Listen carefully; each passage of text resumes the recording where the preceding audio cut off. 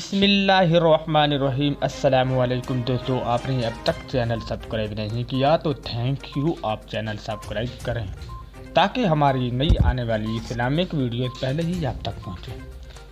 تنہائی میں انٹرنیٹ کا غلط استعمال کرنے والوں کے نام، رونگٹے کھڑے کر دینے والی حدیث۔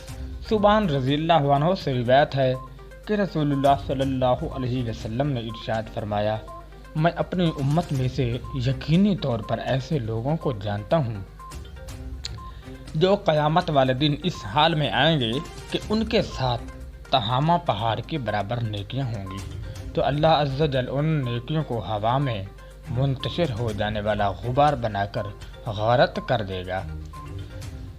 تو سبحان رضی اللہ عنہ نے عرض کیا، اے اللہ کے رسول، ہم ان لوگوں کی نشانیاں بتائیے، ہمارے لیے ان لوگوں کا حال بیان فرمائیں تاکہ ایسا نہ ہو کہ ہم انہیں جان نہ سکیں اور ان کے ساتھ ہو جائیں۔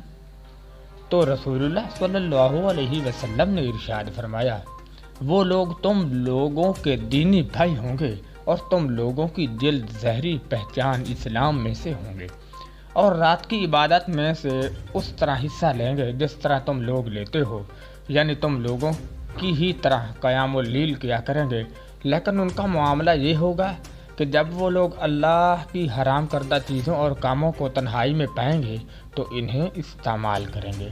سنن ابن ماجہ حدیث 4245، کتاب زہد، باب 29۔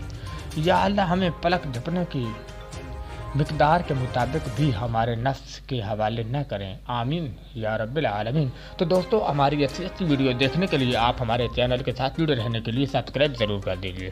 اللہ حافظ، اور لائک شیئر سبسکرائب کرنا نہیں بھولیے گا، اس میں آپ کے کوئی پیسے نہیں لگتے۔